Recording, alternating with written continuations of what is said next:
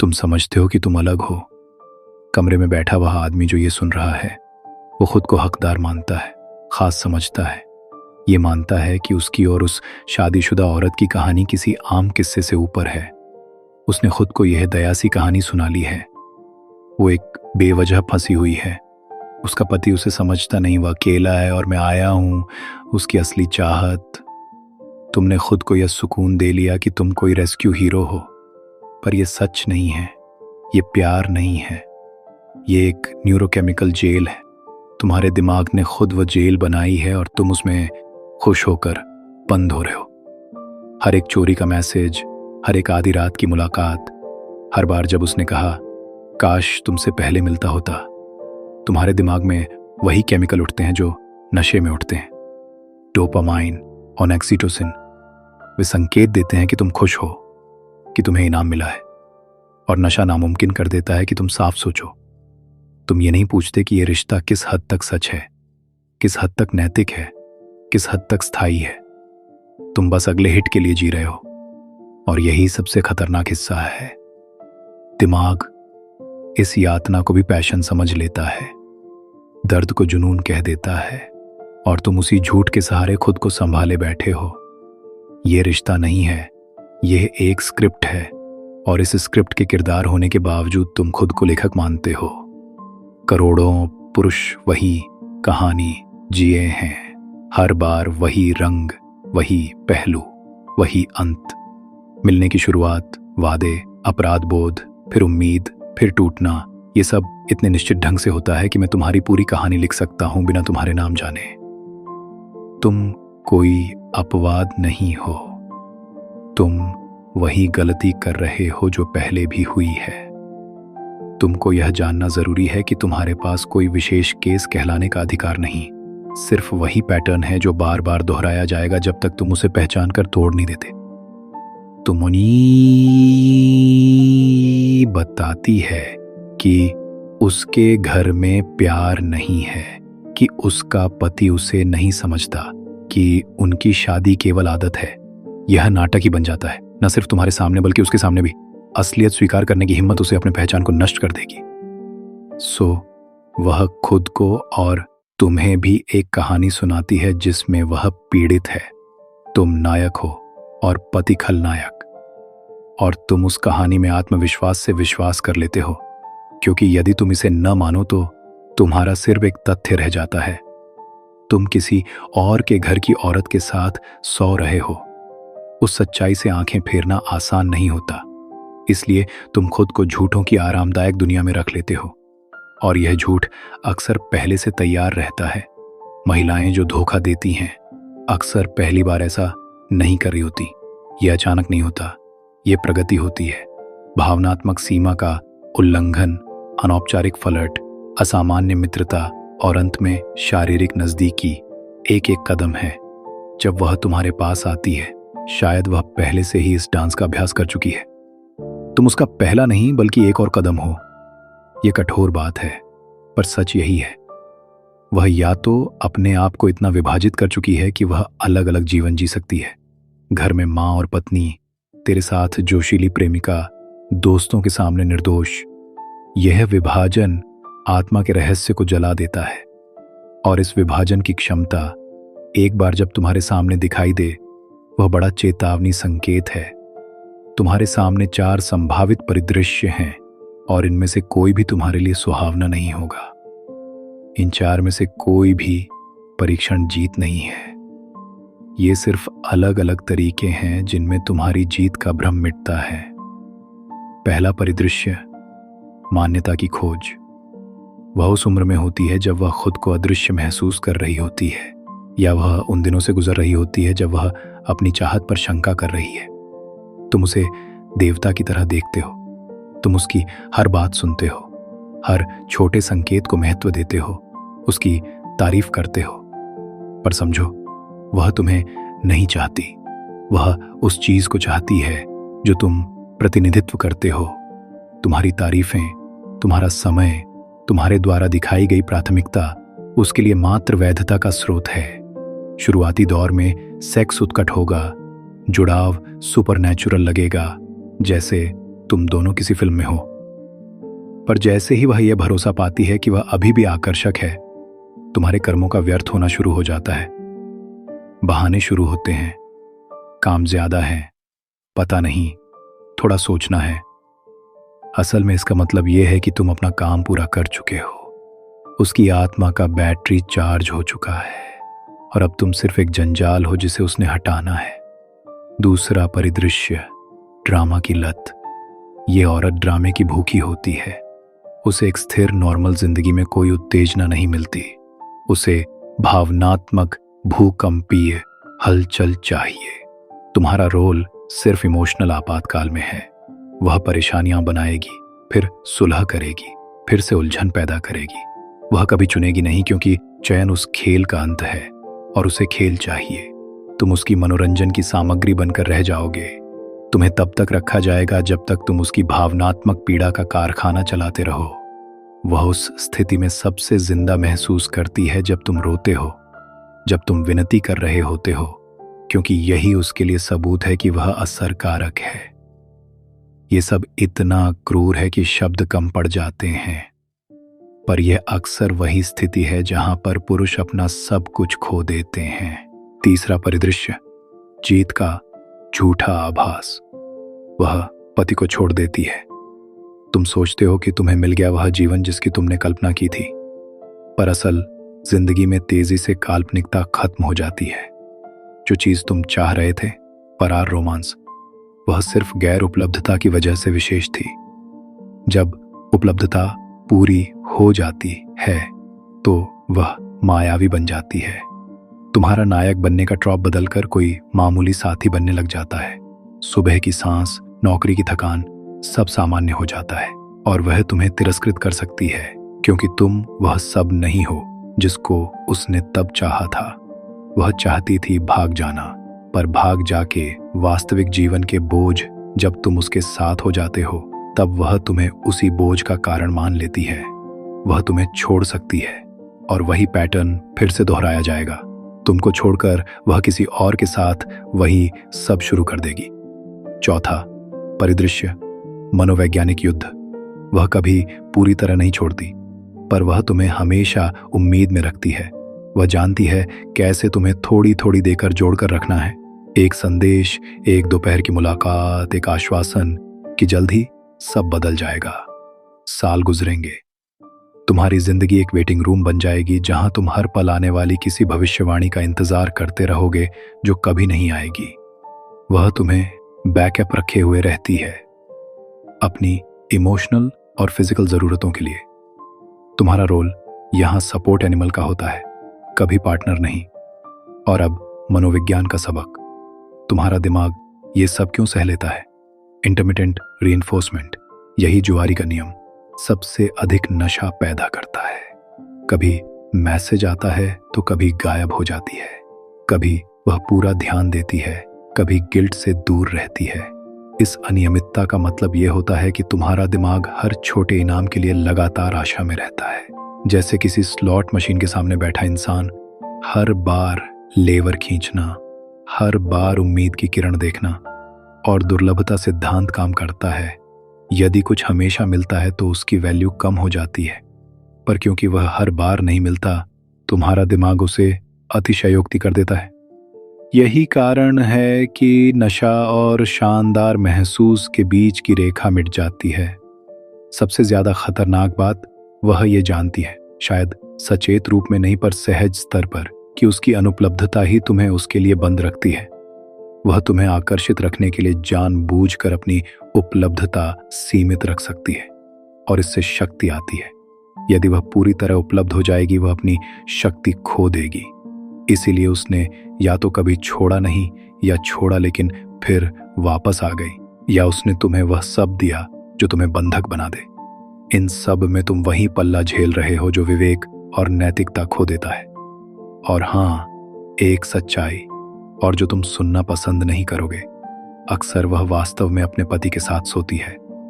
Dead bedroom की कहानी सुविधाजनक होती है, ये तुम्हारे लिए सच्चाई को मार देती है। सप्ताहांत की यात्रा, अचानक पासवर्ड बदलना, नए अंडरवियर, ये चीजें दिखती हैं, पर असलियत में वे दोनों अक्सर रात गुजार लेते हैं। पति बहुत बार कुछ न कुछ जानता भी है और कई बार उसे इतना फर्क नहीं पड़ता। वो उस स्थिति को सहन करना सीख लेता है क्योंकि वह खुद भी उस व्यवस्था से लाभ उठा सकता है। कम जिम्मेदारियां, ज्यादा स्वतंत्रता। तुम जो रोमांस समझ रहे हो वह कभी कभी सिर्फ उनके अनुबंध का एक टॉलरेटेड हिस्सा होता है। तुम सोचते हो कि तुम नायक हो, पर असलियत ये है कि तुम गद्दारिता का भाग हो। तुम झूठ के अनुकूल हो जाते हो। तुमने अपनी नैतिकता को झटक कर रख दिया है। अब तुम झूठ बोलना सामान्य मान लेते हो। तुम परिवार के सामने मुस्कुराना सीख लेते हो जबकि अंदर कुछ टूटता जा रहा है। एक बार जब तुम इस तरह का व्यवहार अपना लेते हो, तुम उसे पलट कर वापस नहीं कर पाते। तुम्हारा चरित्र बदल जाता है और यही परिवर्तन सबसे अधिक घातक होता है। तुम हमेशा के लिए उस आदमी नहीं रह पाते जो तुम उस रिश्ते से पहले थे। जब यह खत्म होगा और समाप्त होना निश्चित है, तुम्हारी मानसिक गिरावट विस्फोटक होगी। तुम सिर्फ एक रिश्ता खोकर नहीं बैठे होंगे, तुम उस पूरे कल्पित भविष्य को खो दोगे जिसने तुम्हें फंक्शनल रखा हुआ था। वादे, योजनाएं, उम्मीदें, सब कुछ धूल में मिल जाएगा। शर्म बिल्कुल अपार होगी, पछतावा वर्षों को निगल लेगा। वह आगे बढ़ जाएगी, आमतौर पर किसी और के साथ फिर वही पैटर्न शुरू कर देगी और तुम सूने खंजर से छिदे हुए रहोगे। खोया हुआ समय, खोई हुई विश्वसनीयता, क्षतिग्रस्त आत्मसम्मान। यदि तुम शादीशुदा हो और इस रिश्ते में पड़ गए हो, तुम्हारे ऊपर सबसे बड़ी जिम्मेदारी है। तुमने किसी ने जो भरोसा दिया था उसे भंग किया है। तुम्हें ईमानदारी देनी होगी, जागरूक रूप से, बिना हिंसा के, पर स्पष्ट रूप से। विस्तृत सनसनी खेज खुलासे न दो जो सिर्फ तुम्हें हल्का महसूस कराते हैं और तुम्हारे साथी को निराश करते हैं, पर बुनियादी सच्चाई बताओ ताकि वह अपने भविष्य का निर्णय ले सके। छिपाना केवल घाव बढ़ाता है। ठीक, अब सोचो, बाहर निकलने का तरीका क्या है? सिर्फ विलाप, सिर्फ आंसू, सिर्फ मिलने की कोशिशें नहीं। इलाज डायरेक्ट है, पूर्ण कटौती, नो संपर्क, ना आखिरी बात, ना हम दोस्त रहेंगे, ना सोशल मीडिया चेक। हर संपर्क दोबारा वह नशा शुरू कर देता है। तुमको पूर्ण डिटॉक्स चाहिए। और हाँ, यह वेदना की तरह लगेगा, वह मौत की तरह लगेगा क्योंकि दिमाग सचमुच विड्रॉल कर रहा होगा, पर यह दूसरा जन्म है। तुम प्यार नहीं खो रहे हो, तुम अपनी मानसिक जेल से मुक्ति पा रहे हो। और इसके बाद गहरा काम है। क्यों तुमने इस काल्पनिक रिश्ते को चुना? किस कमी ने तुम्हें ऐसी अनअवेलेबल चाहत की तरफ खींचा? क्या यह बचपन का कोई पैटर्न है जिसमें प्रेम वही था जो जीत कर मिलता था? क्या तुम्हें हमेशा साबित करना पड़ा कि तुम्हें चाहा गया है? जो भी कारण हो, उसे खोजो और इलाज करो। यदि तुम इन प्रश्नों का जवाब नहीं निकालोगे तो तुम वही गलती दोहराओगे, शायद किसी और सिंगल पर्सन के साथ, पर फिर भी जिसके पास भावनात्मक दूरी हो। पैटर्न वही रहेगा। असली प्रेम उपलब्ध, सुसंगत और ईमानदार होता है। वह उतना तेज नहीं होगा जितना वो खोई हुई वेबरूम रोमांस थी, पर वह ज्यादा टिकाऊ होगा। गहराई में तीव्रता जरूरी नहीं है। ड्रामा और जुड़ाव अलग चीजें हैं। दर्द जुनून नहीं है। यदि तुम सचमुच सुधारना चाहते हो तो पहले यह मानो कि तुम्हें बेहतर चाहिए और फिर कार्रवाई करो अभी। अब व्यावहारिक कदम: नंबर डिलीट करो, हर चैनल से ब्लॉक करो, किसी भरोसेमंद इंसान को सच बताओ, शर्म को रोशनी में लाओ। शर्म अंधेरे में पनपती है पर प्रकाश में मर जाती है। यदि जरूरत हो तो प्रोफेशनल मदद लो, एक काउंसलर, एक थेरेपिस्ट। ये कमजोरियों का संकेत नहीं है, ये ताकत का संकेत है। तुमने स्वीकार किया कि तुम्हें समर्थन चाहिए। फिर दिन प्रतिदिन का काम शुरू करो। छोटी जीतें इकट्ठा करो। एक सुबह बिना उसके मैसेज के उठना, बाहर जाना, दोस्त से मिलना, नया शौक अपनाना। धीरे धीरे दिमाग नए इनाम सीखता है जो स्थिर और सार्थक होते हैं। और अंतिम, ये मत भूलना, तुमने यह सब देखा और भीतर किसी हिस्से ने हमेशा से यह जान लिया है कि यह गलत है। तुम्हारे अंदर का वह गवाह है जो तुम्हें पहचान कर आता है। अब जरूरत है कि तुम उस गवाह की सुनो, न कि उस छोटे हिस्से की जो एक और मैसेज के लिए तड़पता है। तुम अपनी इंटीग्रिटी और आत्मसम्मान वापस ला सकते हो, पर यह कठिन, दर्द भरा और संकल्प मांगता है। पर इसका फल अमूल्य है।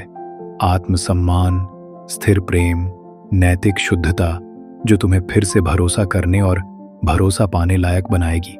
तुम चुन सकते हो कि तुम सिर्फ एक चेतावनी कहानी बनोगे, एक और आदमी जो अपनी जिंदगी चुराई पल के लिए गवाह देता है, या तुम वह आदमी बन सकते हो जिसने समय रहते देखा और चला गया।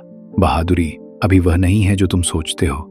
ये लड़ना नहीं, ये ठहराव नहीं, ये वह हिम्मत है जिससे तुम खुद को चुनते हो। ये वह साहस है जो कहता है, मेरे आत्मसम्मान की कीमत मुझ में किसी भी झूठ से अधिक है। आज ही कदम उठाओ, नंबर मिटाओ, ब्लॉक करो, किसी को बताओ। यदि तुम्हें चाहिए तो मैं यहाँ हूँ। मैं तुम्हें डिटॉक्स प्लान दे सकता हूँ, हर दिन के छोटे कदम लिख कर दे सकता हूँ, और एक 90 दिन की रिकवरी रोड मैप दे सकता हूँ। पर सबसे पहला कदम तुम्हें खुद उठाना होगा। हर दिन जिसे तुम उससे दूर रहकर जीते हो, वह दिन तुम्हें जिंदा रखेगा। हर रात जो तुम शांत नींद में सोओगे बिना किसी छिपे हुए संबंध के, वह रात तुम्हें वापस लौटेगा, वापस इंसान बनने की राह दिखाएगी। याद रखो, उसकी चाहत तुम्हें नहीं चाहती, वह उस भावना को चाहती जो तुम उसे देती हो। वह नशा को चाहती है, न कि तुम्हें। और तुम खुद को चुनकर इस चक्र को तोड़कर फिर से वैसा इंसान बन सकते हो जिसे कोई सच्चा, उपलब्ध और ईमानदार साथी चुन सकेगा। तुम्हें वह सब कुछ चाहिए जो चोरी नहीं बल्कि साझा किया गया प्यार देता है, और वह तुम्हारे लिए बाहर इंतजार कर रहा है। जब तुम तैयार होगे खुद के लिए खड़े होने के लिए, पहले कुछ हफ्ते कठिन होंगे। तुम्हारा मन झूठ बोलेगा कि बस एक बार बात कर लो, कि वह भी तुम्हें याद कर रही होगी कि शायद इस बार सब ठीक हो जाएगा। यह झूठ तुम्हारा शत्रु है। यह वही आवाज है जो तुम्हें उसी कैद में वापस भेजना चाहती है। हर बार जब यह आवाज उठे, खुद को याद दिलाओ, मैं नशे का नहीं, आजादी का रास्ता चुन रहा हूं। धीरे धीरे यह दर्द कम होगा, तुम्हें नींद वापस मिलेगी, सांसें लंबी लगेंगी, शरीर हल्का लगेगा। तुम्हें एहसास होगा कि तुम्हारा मन अब किसी के वैलिडेशन पर निर्भर नहीं। और एक दिन बिना ध्यान दिए तुम सुबह उठोगे और उसका ख्याल नहीं आएगा। वो दिन तुम्हारे पुनर्जन्म का दिन होगा। अब असली काम शुरू होता है, आत्म पुनर्निर्माण। क्योंकि ये सिर्फ किसी औरत को भूलने का मामला नहीं, ये खुद को फिर से खोजने का मामला है। तुम्हें यह समझना होगा कि प्यार वास्तव में क्या होता है। वो प्यार जो उपलब्ध है, साफ है, ईमानदार है, जो दिन के उजाले में जिया जा सके, छिपाकर नहीं, जो निर्माण करता है न कि विनाश, जो भरोसा पैदा करता है न कि अपराध बोध, जो तुम्हें बड़ा बनाता है न कि छोटा। तुमने अब तक प्यार का जो रूप देखा है, वह असल में प्यार नहीं था। वह एक मनोवैज्ञानिक रोलर कोस्टर था जिसे तुम्हारे दिमाग ने जुनून का नाम दे दिया। पर असली प्यार शांत होता है, उसमें उत्तेजना से ज्यादा स्थिरता होती है। वह तुम्हें थकाता नहीं, तुम्हें बढ़ाता है। अब एक और सच्चाई समझो, तुम्हें उसे यह सब समझाने की जरूरत नहीं है, क्योंकि उसे समझना तुम्हारा काम नहीं। तुम्हारा काम है खुद को समझना। वह अपनी कहानी में चाहे जो भी भूमिका निभाए, तुम्हें अपनी स्क्रिप्ट बदलनी होगी। क्योंकि जब तक तुम उसी कहानी में अभिनय करते रहोगे, तुम्हारा अंत भी वही होगा जो बाकी सबका हुआ। इस बार नई स्क्रिप्ट लिखो, एक ऐसी स्क्रिप्ट जिसमें नायक खुद को चुनता है, जहां उसकी जीत किसी और की हार से नहीं मापी जाती, जहां प्रेम अपराध नहीं, स्वतंत्रता का अनुभव है, जहां आत्मसम्मान किसी चुपके से मिलने की कीमत पर नहीं आता। जब तुम खुद को वापस चुनते हो, तभी तुम किसी को सच में चुनने के लायक बनते हो। जब तुम अपने भीतर के खालीपन को खुद भरना सीख लेते हो, तब कोई और उसे तुम्हारे खिलाफ इस्तेमाल नहीं कर सकता। यह आत्म प्रेम का असली अर्थ है, ना वो जो इंस्टाग्राम पोस्टों में लिखा होता है, बल्कि वो जो तुम्हें रात के अंधेरे में भी चैन से सोने देता है। तुम्हारा भविष्य इंतजार कर रहा है, वो भविष्य जहां तुम किसी के पति या पिता नहीं बनते, बल्कि खुद के मालिक बनते हो। जहां तुम किसी के वैलिडेशन के लिए नहीं जीते, बल्कि अपने मूल्यों के लिए जीते हो। जहां तुम किसी और की पत्नी को नहीं, बल्कि खुद की आत्मा को जीतते हो। हाँ, ये रास्ता कठिन है, क्योंकि यह आसान नहीं होता कि हम अपने नशे से निकलें। पर यह सबसे पवित्र युद्ध है जो कोई पुरुष लड़ सकता है, अपने झूठे आकर्षणों से, अपनी कमजोरी से, अपने आत्मविनाश की लत से। और जो पुरुष यह युद्ध जीत लेता है वो का वह फिर कभी किसी के झूठे वादों में नहीं फंसता। एक दिन तुम पीछे मुड़कर देखोगे और सोचोगे, मैं उस औरत के लिए इतना क्यों टूटा था, और तुम्हें हंसी आएगी, क्योंकि तब तुम जान चुके होगे कि वह कभी तुम्हारे लिए थी ही नहीं। वह तो बस तुम्हारे भ्रम का चेहरा थी। तुम खुद ही अपने सबसे बड़े दुश्मन और उद्धारक दोनों थे। अब चुनाव तुम्हारे हाथ में है। या तो तुम वही चेतावनी कहानी बनो, वो आदमी जिसने खुद को बर्बाद किया किसी और की झूठी कहानियों में, या फिर तुम वो आदमी बनो जिसने समय रहते अपने भ्रम को देखा और उससे बाहर निकला। सच्ची मर्दानगी यही है, जो सही है उसे करना, चाहे वह कठिन हो। जो आसान है उसे नहीं चुनना क्योंकि वह मीठा है। अपने भीतर की अंधकार को पहचानना और फिर उसे रोशनी में बदल देना। तो अब उठो, उसका नंबर मिटाओ, फोन रख दो, गहरी सांस लो और अपने आप से कहो, आज मैं खुद को चुनता हूं। तुम्हारा दर्द धीरे धीरे ताकत में बदलेगा, तुम्हारी कमजोरी धीरे धीरे स्पष्टता में, और तुम्हारा यह फैसला, यही तुम्हारा पुनर्जन्म होगा। यही असली मुक्ति है। वह नहीं जो किसी और के आलिंगन में मिले, बल्कि वह जो अपने ही सीने की सच्चाई में मिले। तुमने यह कहानी बहुत बार सुनी है, अब वक्त है इसे खत्म करने का, क्योंकि यह कहानी कभी प्रेम की नहीं थी, यह चेतावनी की कहानी थी। और अब यह इस पर निर्भर है कि उसका अंत तुम्हारे विनाश पर होगा या तुम्हारी मुक्ति पर। अब निर्णय तुम्हारा है।